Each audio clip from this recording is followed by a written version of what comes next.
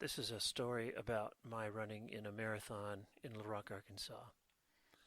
Every Day a Champion by Mike Rush.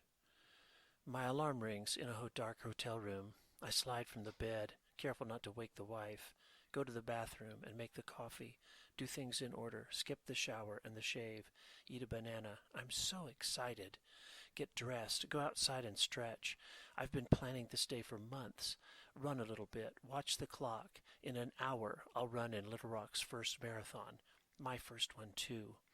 30 minutes later, my wife, Cindy, and I are driving around looking for the start on the wrong side of the Arkansas River. There's a water station. The volunteers look up from their pouring and explain how to get to where we want to be. The instructions sound like wah, wah, wah in my ears. Peppermint Patty's teacher is squawking directions at us. I'm so excited and anxious to find the start.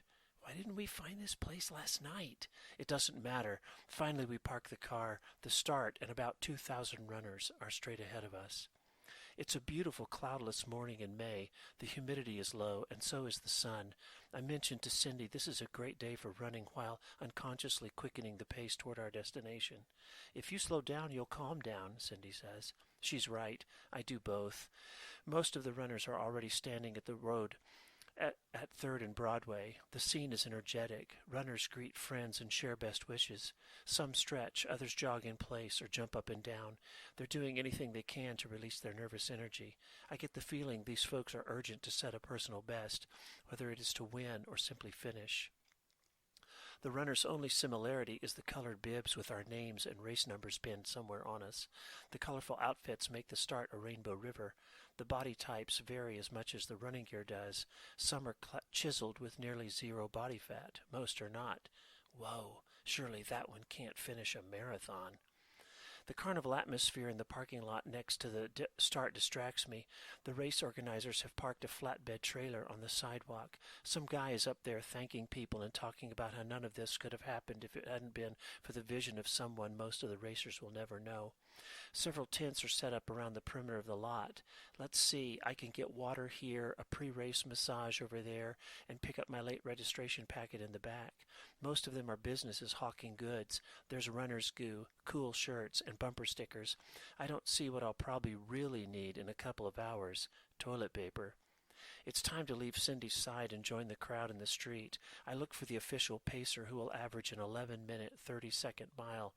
Whoa, he's a long way from the start. When I say my farewells to Cindy, my eyes tear up. Good grief, the race hasn't even started. That Johnny goes off to war feeling sweeps over me. Masking my emotions, I squeeze into the crowd. These small pace groups have blended together. There is no telling where my group begins and ends. As I scoot closer to the pacer, I discover I'm in the slowest official group. The people behind me are going to walk the distance. I guess it doesn't matter where I stand. I just want to finish the 26.2 miles. In less than a minute, I'm right next to Cindy again. I have to pee. There's a bush over there by that building, but you'd better hurry. They're about to start. On my way, I hope no one knows I'm about to urinate outdoors in downtown Little Rock. As I dart behind the bush, I encounter two other guys back there in midstream. So much for peeing out of place. I kiss Cindy a second time and wonder once more if we'll meet again in this life. The shuffle back into the crowd takes longer this time. I begin my pre-race routine. I stretch, jump, and wiggle, hoping no one realizes I'm showing off. There's runner talk all around me. The experienced are sharing their running biographies. I didn't do Dallas last year. I heard the St. Louis would be better. Suddenly, everyone turns to face the trailer on the sidewalk. I join in singing the national anthem and pray to God that this thing will start as soon as the music ends.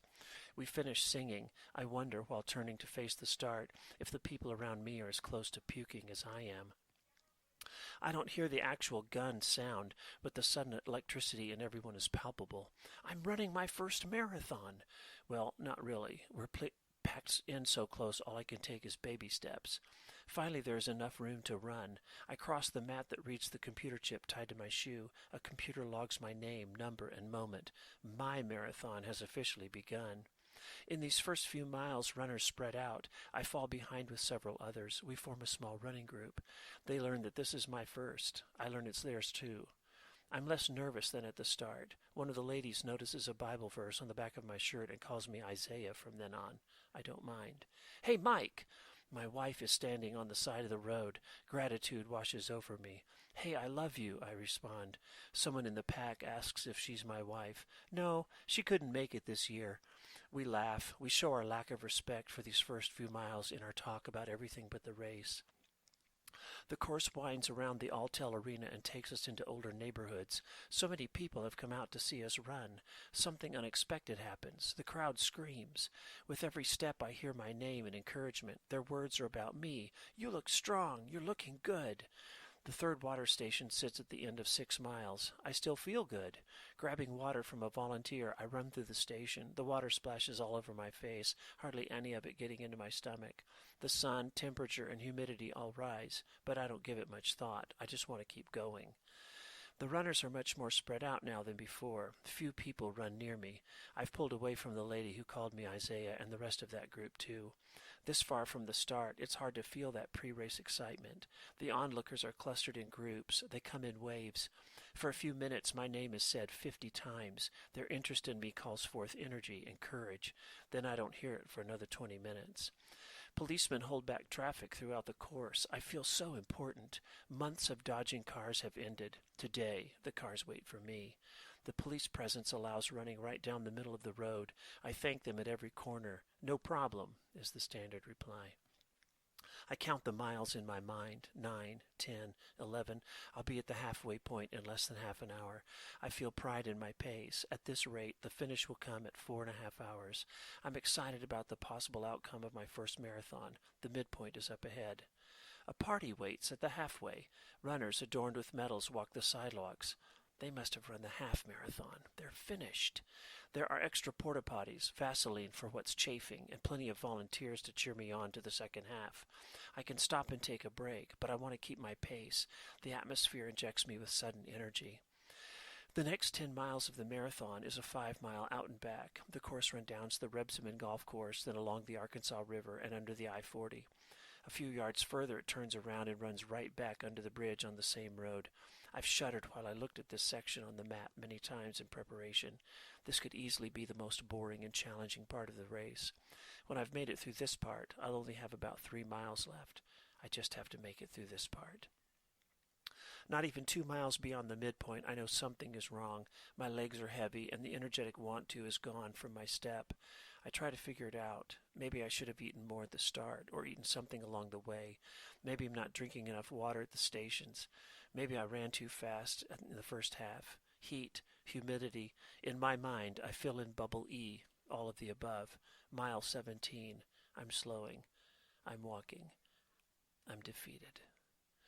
Runners stream by me. I walk as fast as possible and then begin running again. No crowd appears to lift my spirits. Those already past the turnaround run by, facing me. They speak my name with an encouraging word. Streaming by, so strong. They are so elite. I'm weak, walking, wishing to be anonymous. Again I hear my name. I'm stunned by their kindness. I run a little more. It takes forever to get to the turnaround. I walk and run.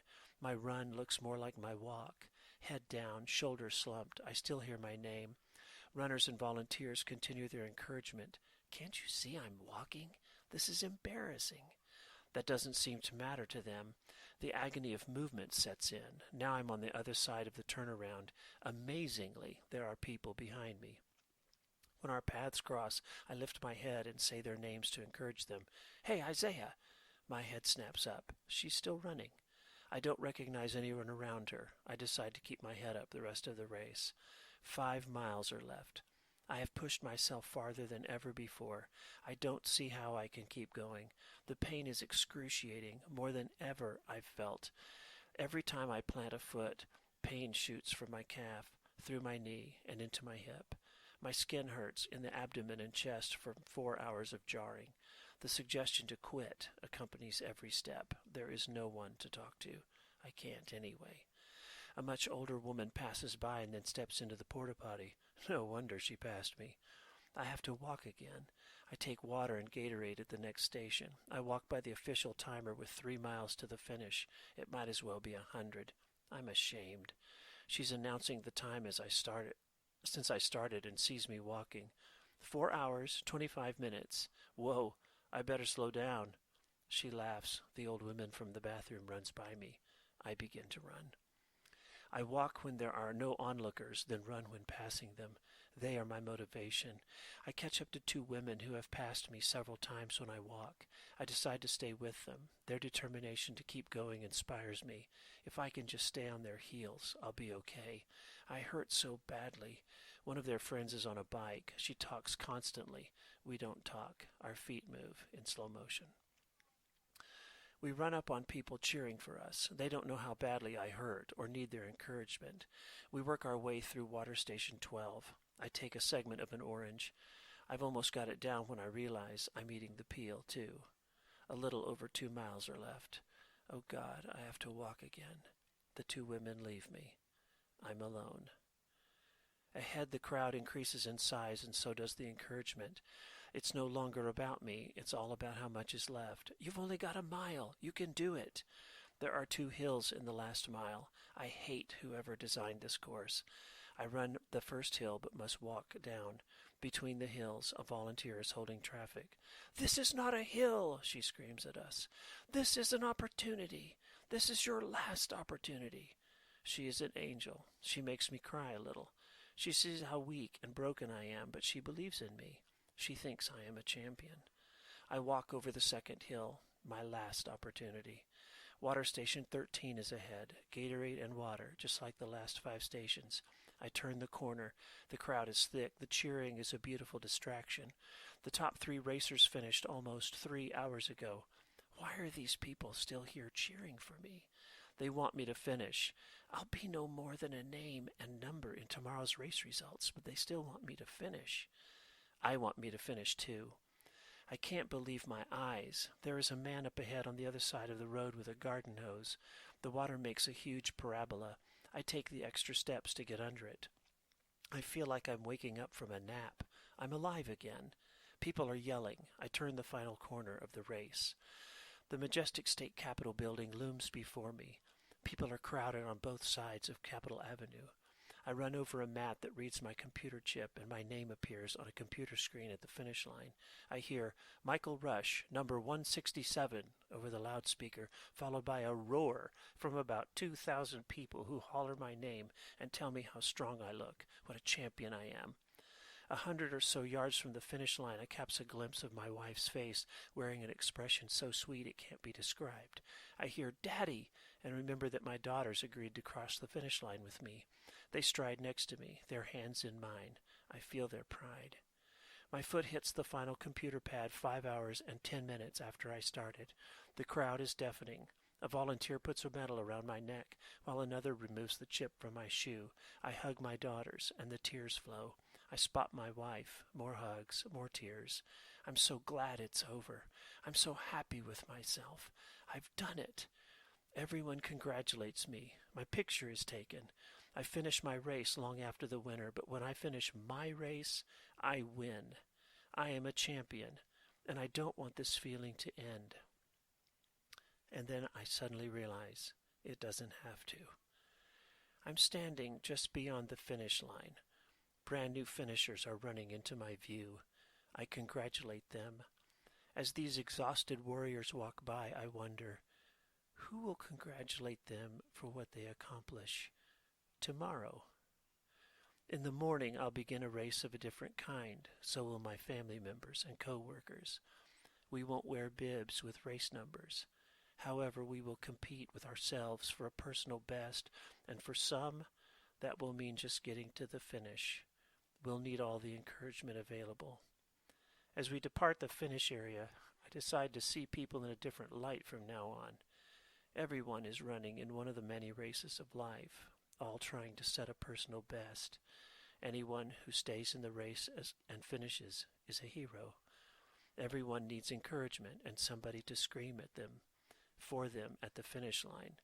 We all need recognition for what we truly are, a champion every day. Thanks for listening.